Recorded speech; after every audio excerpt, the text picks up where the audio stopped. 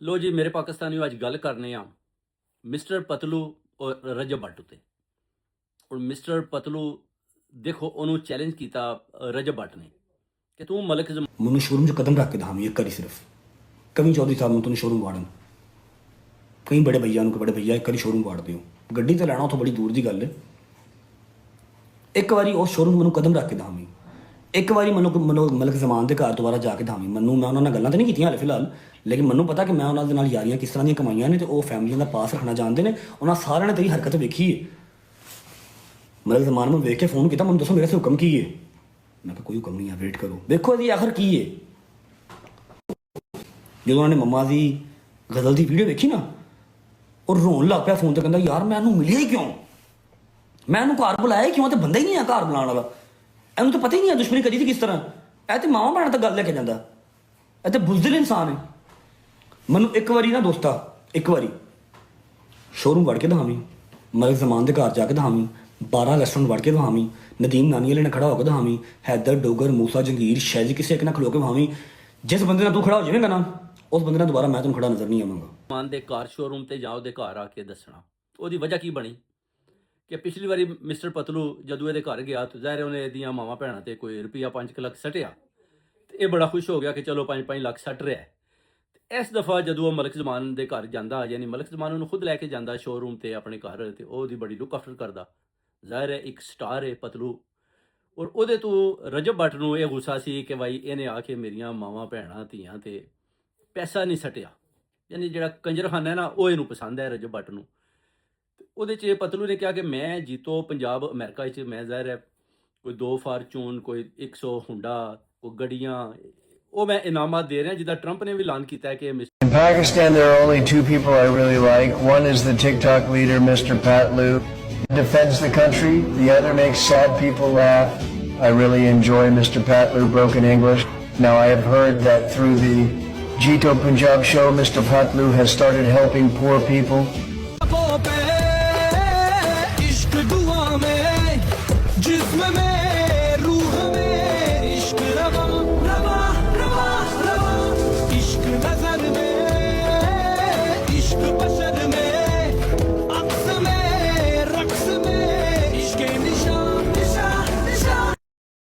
Mister Patlu ਜਿਹੜਾ ਨਾ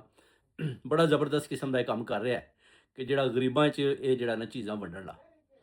ਉਹਦੇ 'ਚ ਪਤਲੂ ਨੂੰ ਖਿਤਾਬ ਵਾਸਤੇ ਵੀ ਜ਼ਾਹਿਰ ਹੈ ਤੁਸੀਂ ਦੇਖਿਆ ਹੋਣਾ ਇੱਕ ਵਾਰੀ ਉਹਨਾਂ ਨੇ ਚਾਂਸ ਦਿੱਤਾ ਬ੍ਰੋਕਨ ਇੰਗਲਿਸ਼ 'ਚ ਉਹਨੇ ਕਿਹਾ ਸੀ ਕਿ ਇਹ ਬੋਲਦਾ ਅੱਛਾ ਲੀਡਰ ਹੈ ਇਹ ਟਰੰਪ ਨੇ ਵੀ ਕਿਹਾ ਵੇ ਤੇ ਅਸੀਂ ਵੀ ਜ਼ਾਹਿਰ ਹੈ ਮਿਸਟਰ ਪਤਲੂ ਦੇ ਨਾਲ ਆ ਕਿਉਂਕਿ ਮਿਸਟਰ ਪਤਲੂ ਜਿਹੜਾ ਨਾ ਉਹ ਸਾਦਾਤ ਦਾ ਬੜਾ ਇਤਰਾਮ ਕਰਦਾ ਤੇ ਜਿਹੜਾ ਬੰਦਾ ਸਾਦਾਤ ਦਾ ਇਤਰਾਮ ਕਰੇ ਉਹ ਬੰਦਾ ਤੇ ਹਾਰ ਹੀ ਨਹੀਂ ਸਕਦਾ ਤੇ ਗੁਜਰਾਤ ਅਗੇ ਸਾਰਾ ਨਾਲੇ ਪਤਲੂ ਦੇ ਤੇ ਸਾਦਾਤ ਵੀ ਸਾਰੀ ਪਤਲੂ ਦੇ ਨਾਲੇ ਸਾਦਾਤ ਸੈयद ਜਿਹੜਾ ਇੱਕ ਤਾਕਤ ਦਾ ਨਾਂ ਹੈ ਔਰ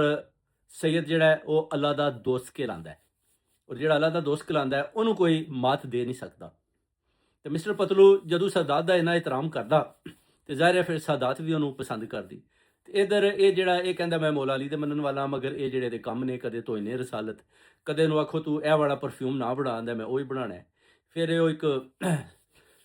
सूरतुल बकरा दी भी आयत भी गलत पढ़ रहा अपना लॉन्ग टाइम थाई की गेम किया थाई की दिमाग ऐसे सुन बुन बक बुन ब्लक दुम कम तुम अजीबो गरीब किस्म दियां ये हरकतां करदा रजब भट्ट नूं पैगाम देने कि तू मिस्टर पतलू नूं चैलेंज ना कर मलक जमान दे घर असी खुद लैके आ जाएंगे कोई ताकत सानू गुजरात वालियां नूं ना पहले कोई अज तक डक सकीए ਤੇ ਨਾ ਹੁਣ ਅੱਲਾ ਦੇ ਹੁਕਮ ਨਾਲ ਗੁਜਰਾਤ ਵਾਲਿਆਂ ਨੂੰ ਕੋਈ ਡੱਕ ਸਕਦਾ ਤੇ ਮਲਕ ਜ਼ਮਾਨ ਦੇ ਤੁਹਾਨੂੰ ਅਸੀਂ ਘਰ ਵੜ ਕੇ ਵੀ ਦੱਸਾਂਗੇ ਮਿਸਟਰ ਪਤਲੂ ਵੀ ਵੜੇਗਾ ਔਰ ਉੱਥੋਂ ਹੀ ਅਸੀਂ ਵਾਪਸ ਵੀ ਆ ਕੇ ਤੁਹਾਨੂੰ ਦੱਸਾਂਗੇ ਔਰ ਤੁਹਾਨੂੰ ਚੈਲੰਜ ਕਰਕੇ ਦੱਸਾਂਗੇ ਕਿ ਜਨਾਬ ਅਸੀਂ ਮਲਕ ਜ਼ਮਾਨ ਦੇ ਅਸੀਂ ਘਰ ਆਏ ਆ ਤੇ ਤੂੰ ਕਿੱਥੇ ਹੈ ਤੇ ਤੂੰ ਛੁਪਦੇ ਆ ਫਿਰਨਾ ਤੇ ਇਹ ਜਿਹੜਾ ਧੀਆਂ ਪੈਣਾ ਦੀ ਵਹਾਣਾ ਇਸ ਤਰ੍ਹਾਂ ਵਾਲਦਾ ਨੂੰ ਦਿਖਾਣਾ ਤੇ ਉਹ ਕਹਿਣਾ ਜੀ ਕਿ ਉਹ ਬੇਹੋਸ਼ ਹੋ ਗਏ ਨੇ ਤੇ ਇਹਨੂੰ ਲਾਈਵ ਤੂੰ ਪਰੇ ਲੈ ਜਾਓ ਤੇ ਇਹਨੂੰ ਪਾਣੀ ਛਾਣੀ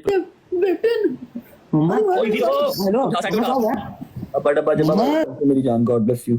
थैंक यू ओए उनको पानी शानी पिला जा उसे साइड पे ले जा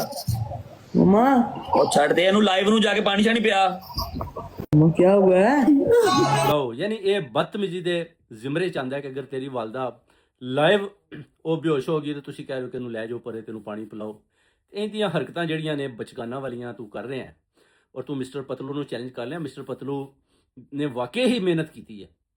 ਉਹ ਬੜੇ ਹੇਠੋਂ ਬੜੀ ਮਿਹਨਤ ਦੇ ਨਾਲ ਉੱਠ ਕੇ ਤੇ ਉੱਤੇ ਆਇਆ ਹੈ, ਤੇ ਜਿਹੜੀ ਚੀਜ਼ ਇੱਕ ਮਿਹਨਤ ਦੇ ਨਾਲ ਉੱਤੇ ਆਵੇ ਉਹਨੂੰ ਮੰਨਣਾ ਚਾਹੀਦਾ। ਤੇ ਜਿਹੜੇ ਬੰਦੇ ਨੇ ਮਿਹਨਤ ਕੀਤੀ ਹੋਵੇ ਉਹ ਨਜ਼ਰ ਵੀ ਆਉਂਦੀ, ਉਹਦੀ ਮਿਹਨਤ ਨਜ਼ਰ ਵੀ ਆਉਂਦੀ ਉਹਦੇ 'ਚ। ਤੇ ਕਦੇ ਵੀ ਉਹਨੇ, ਮੈਂ ਦੇਖਿਆ ਲਾਈਵ ਮੈਨੂੰ ਕਈ ਵਾਰੀ ਦੇਖਿਆ, ਕਿਸੇ ਤੇ ਉਹ ਬਕਵਾਸਬੰਦੀ ਨਹੀਂ ਕਰਦਾ ਕਿਸੇ ਕਿਸਮ ਦੀ ਵੀ, ਸੋਹਣੀ ਗੱਲ ਕਰਦਾ, 4 ਜਮਾਤਾਂ ਦਾ ਪੜ੍ਹਿਆ ਵਾਂ, ਔਰ ਆਵਾਮ ਦੀ ਖਿਦਮਤ ਦਾ ਜਜ਼ਬਾ ਉਹ ਕਰਨਾ ਚਾਹੁੰਦਾ। ਅੱਗੋਂ ਫਿਰ ਦੇਖੋ ਦੌਰ ਐਸਟੈਬਲਿਸ਼ਮੈਂਟ ਦੀ ਹਕੂਮਤ ਹੈ, ਜਿਸ ਤਰ੍ਹਾਂ ਕੋਈ ਜਿਹਨੂੰ ਕਹਿੰਦਾ ਉਸ ਤਰ੍ਹਾਂ ਉਹਨੂੰ ਚੱਲਣਾ ਪੈਂਦਾ। ਅਗਰ ਨਾ ਚੱਲਣ ਤੇ ਫਿਰ ਤੁਹਾਨੂੰ ਪਤਾ ਇਹਨਾਂ ਦੀਆਂ ਮਜਬੂਰੀਆਂ ਵੀ ਹੁੰਦੀਆਂ ਆਪਣੀਆਂ ਆਪਣੀਆਂ। ਕੋਈ ਹੁਕੂਮਤ ਵੀ ਆ ਜੇ, ਕੱਲ ਖਾਨ ਸਾਹਿਬ ਦੀ ਆ ਜਾਂਦੀ ਹੈ, ਸਾਰੇ ਉਹਦੇ ਨਾਲ ਖਾਨ ਸਾਹਿਬ ਨਾਲ ਲੱਗ ਪਾਉਣਗੇ। ਇਸ ਵਕਤ ਇਹਨਾਂ ਦੀ ਹਕੂਮਤ ਹੈ ਤੇ ਜ਼ਾਹਿਰ ਹੈ ਇਹਨਾਂ ਦਾ ਪ੍ਰੈਸ਼ਰ ਇਹ ਬਰਦਾਸ਼ਤ ਨਹੀਂ ਕਰ ਸਕਦੇ। ਟਿਕਟਾਕਰ ਨੇ, ਸਟਾਰ ਨੇ,